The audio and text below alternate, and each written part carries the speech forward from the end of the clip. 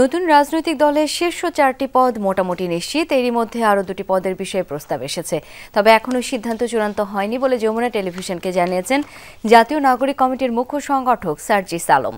নতুন দলের নতুনত্ব নিয়েও কথা বলেছেন তিনি। এটা 4 জনের একটা ডেকোরাম থাকবে, আহ্বায়ক, সদস্য সচিব, মুখ্য সংগঠক, মুখপাত্র, এবং ওটার প্যারালাল তো হওয়ার প্রয়োজন নেই। আসলে প্রত্যেকের কাজ আলাদা আলাদা, এবং প্রত্যেকের যখন আমাদের যে কোনো একটা বিষয় সেন্ট্রাল ডিসিশন হবে, যে একটা ডেকোরাম থাকবে, সবার একটা ভোট, সে যে পদেরই হোক না কেন, একটা করে ভোট তারা ওন করবে, এবং অধিকাংশের মতামতের ভিত্তিতে বা অধিকাংশ ভোট কোনো একটা সিদ্ধান্তের যেদিকে যাবে, পক্ষে বা বিপক্ষে, ওইভাবেই সিদ্ধান্ত হবে।